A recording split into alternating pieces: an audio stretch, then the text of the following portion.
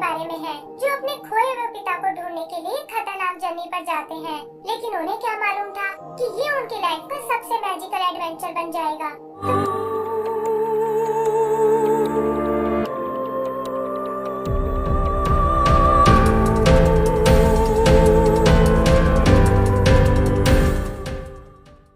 तो ये movie India के जंगलों से शुरू होती है, जहाँ हम एक बहुत ही प्राचीन मंदिर को देखते हैं और पता चलता है कि दो एक्सप्लोरर इस जगह पर रिसर्च करने आए हैं। इनमें से एक है चार्ल्स विलर, जो दुनिया से लुप्त हो चुके एनिमल्स पर रिसर्च कर रहा है, और दूसरा है प्रोफेसर शोंकू, जो अपने इन्वेंशंस के लिए बहुत फेमस है। साथ मिलकर उन्होंने कई रहस्यों से पर्दा उठाया है, और यहाँ भी उन्हें ऐसा ही एक मिस्टीरियस टैबलेट मिलता है। वो देखते हैं कि टैबलेट पर किसी हिडन वर्ल्ड तक जाने का रास्ता है, जहाँ यूनिकॉर्न के साथ साथ और भी कई मैजिकल एनिमल्स रहते हैं। चार्ल्स बताता है कि उसके बच्चों को यूनिकॉर्न्स बहुत पसंद है, और इस पर शोंकू कहता है कि अगर तुम चाहो तो मैं पुराने डीएनए को जोड़कर एक असली यूनिकॉर्न बना सकता हूँ। लेकिन चार्ल्स इसके लिए मना कर देता है और कहता है कि बनाने से ज्यादा मैं उसे ढूंढना पसंद करूँगा। तभी हम फ्रैंक नाम के एक विलेन को देखते हैं, जो शोंकू के इन्वेंशन चुराकर उससे पैसा कमाना चाहता है, और इसीलिए उसकी नजर हमेशा उसके मिशंस पर रहती है। वो उन्हें बांधकर उनकी डायरी को चुरा लेता है और कहता है कि अब उसे अमीर बनने से कोई नहीं रोक सकता। फिर वो उन्हें मरने के लिए छोड़कर निकल जाते हैं, लेकिन किस्मत उन दोनों को बचा लेती है और वो उस टैबलेट को लेकर बाहर निकल आते हैं। तभी वो फ्रैंक के हेलीकॉप्टर को देखते हैं और शोंकू उसका पीछा करने के लिए अपनी राइड मंगवाता है। फिर वो अपने गैजेट्स की मदद से उस डायरी को वापस पाने की कोशिश करता है, लेकिन इसी चक्कर में चार्ल्स बैलेंस खोकर नीचे गिरने लगता है। शोंकू भी डायरी छोड़कर अपने दोस्त को बचाने जाता है, और एक पैराशूट की मदद से वो दोनों सेफली नीचे आ जाते हैं। आगे का सीन 18 महीने बाद का है, जहाँ हम मेलोडी और उसके भाई मो को देखते हैं और पता चलता है कि वो यहाँ अपने डैड चार्ल्स को ढूंढने आए हैं। जल्दी ही उनकी ट्रेन स्टेशन पर पहुँच जाती है और हम देखते हैं कि एक रोबोट छुपकर उन दोनों को आइडेंटिफाई कर रहा है। मेलोडी मो से कहती है कि हमें प्रोफेसर शोंकू तक पहुंचना होगा, क्योंकि वही है जो इसमें हमारी मदद कर सकते हैं। लेकिन बाहर उनका सामना फ्रैंक के लोगों से होता है, जो उन दोनों को किडनैप करने आए हैं। रोबोट भी खतरे को समझ जाता है और बच्चों को उनके साथ नहीं जाने देता। वो बताता है कि मैं शोंकू का पर्सनल रोबोट रोबो हूँ और उन्होंने ही मुझे तुम्हें लेने भेजा है। फिर वो उसकी बाइक से आगे बढ़ने लगते हैं और रोबो उन्हें शोंकू के मेंशन में ले आता है।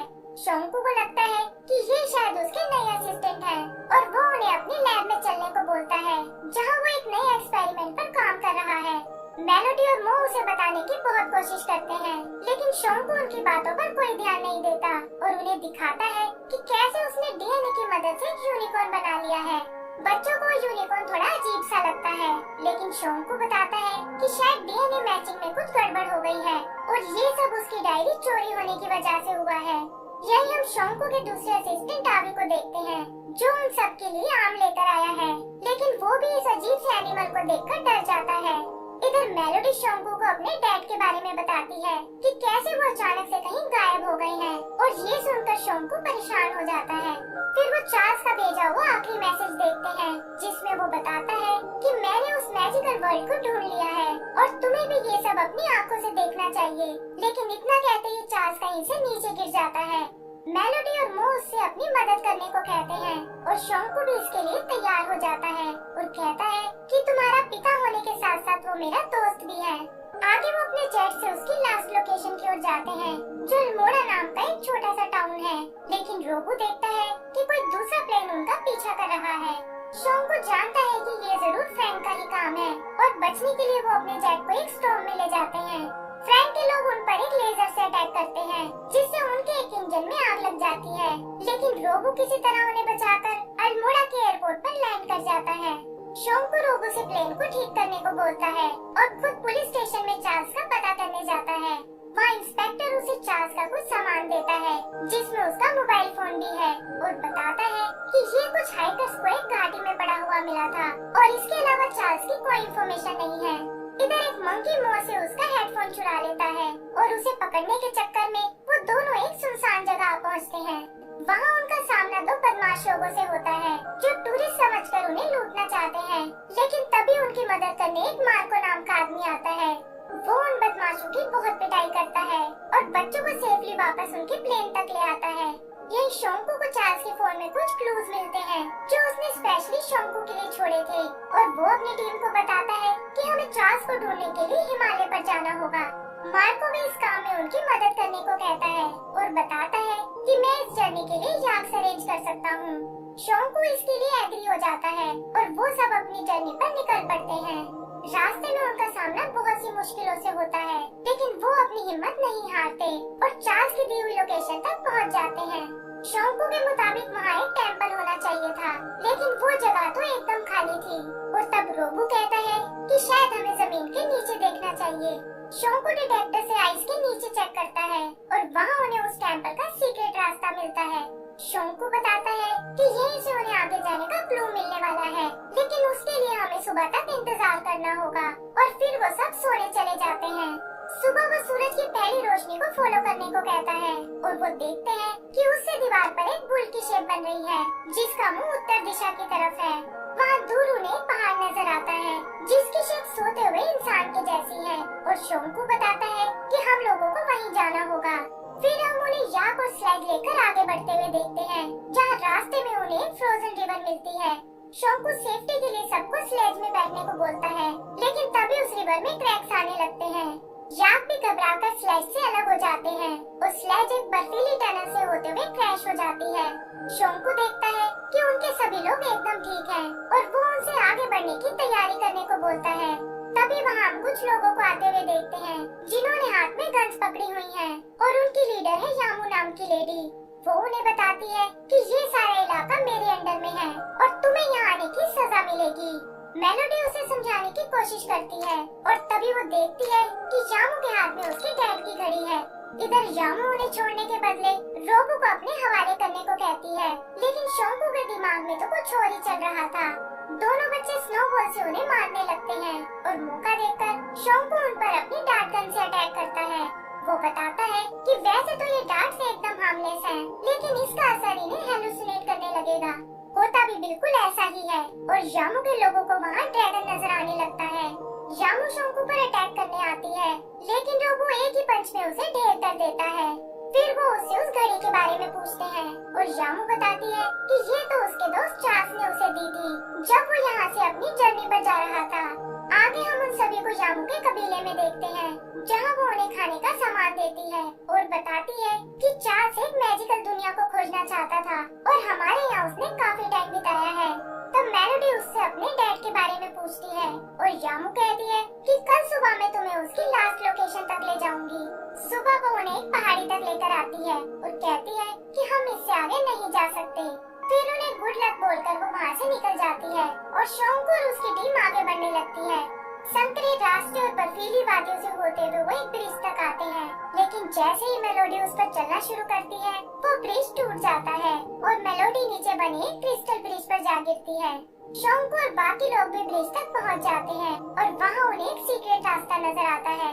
उस रास्ते से होते हुए वो एक मोनेस्ट्री तक आते हैं, जहाँ बीचों बीच एक चमकता हुआ ग्लोब रखा हुआ है। आगे जाने पर उन्हें एक बुक नजर आती है जिसके बगल में बुद्धा का एक बड़ा सा स्टैचू है और मेलोडी देखती है कि ये बुक तो संस्कृत लैंग्वेज में है जो उसके डैड उसे सिखा चुके हैं। वो बताती है कि बुक में भी किसी ड्रीम वर्ल्ड के बारे में बताया गया है, लेकिन वहाँ तक जाने के लिए उन्हें फ्लाइंग पावर की जरूरत पड़ेगी। शोंकू भी देखता है कि ये लाइब्रेरी किसी लैब के जैसी है, जहाँ ऐसे एक्सपेरिमेंट के बारे में लिखा है जिसके बारे में इंसान सोच भी नहीं सकता। यही मार्को घूमते हुए एक सीक्रेट रूम में आता है, जहाँ ढेर सारा खजाना रखा हुआ है और यहाँ पता चलता है कि वो तो असल में फ्रैंक के लिए काम करता है और उसने उसे यहाँ की लोकेशन शेयर कर दी है। इधर शोंकू और बच्चों को सामने एक क्रिस्टल बॉल नजर आती है और वो समझ जाते हैं कि आगे जाने के लिए हमें इसे पार करना होगा। तभी वो मार्को को वहाँ आते हुए देखते हैं, जिसने हाथ में ढेर सारा खजाना पकड़ा हुआ है और शोंकू भी उसकी असलियत जान जाता है।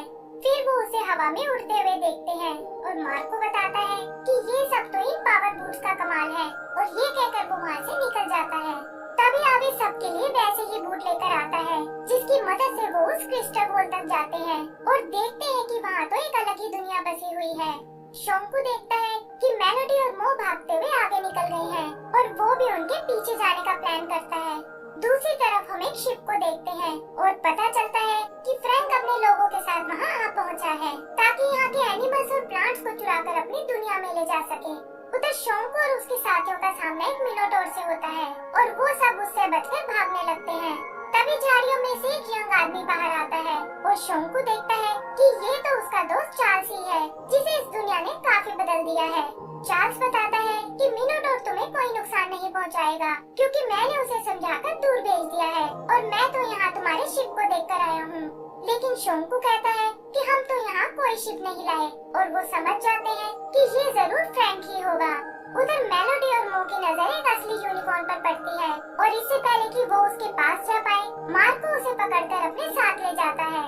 इधर चार्ल्स शोंकू को ये मैजिकल दुनिया दिखाता है और बताता है कि आते ही मैं एक पेड़ में क्रैश हो गया था लेकिन एक मैजिकल फ्रूट ने मुझे फिर से ठीक कर दिया।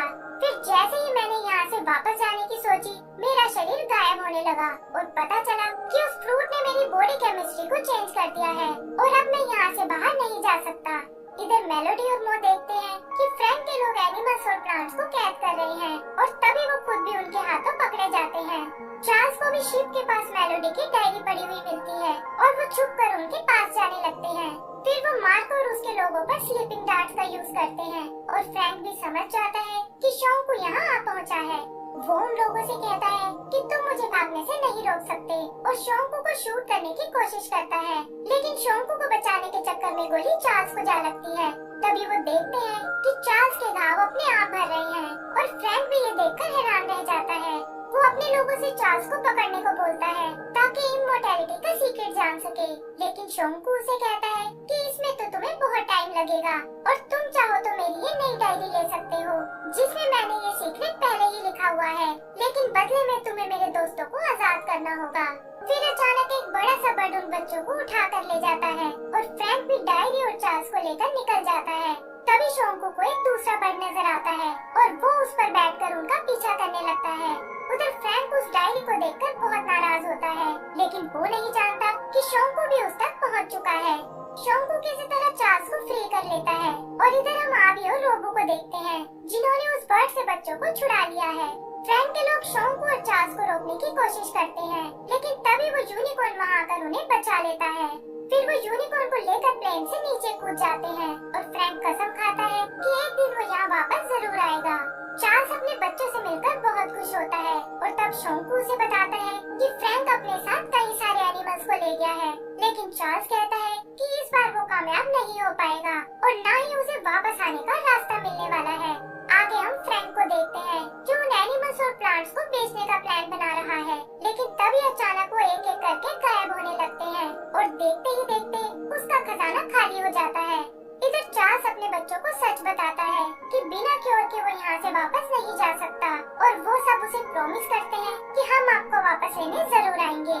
तभी रोबो अपना बनाया एक फ्लाइंग शिप लेकर आता है और बताता है कि ये सारा सामान मैंने फ्रैंक के प्लेन से चुराया है और फिर वो चार्ल्स से अलविदा लेकर वहाँ से निकल जाते हैं। एंड सीन शोंकू की लैब का है जहाँ वो बताता है कि हम क्योर ढूंढने के बहुत करीब हैं और इसी के साथ हमारी ये मूवी खत्म हो जाती है। तो दोस्तों अगर आपको ये मूवी पसंद आई हो तो प्लीज हमें लाइक एंड सब्सक्राइब करना ना भूलें। Thank you.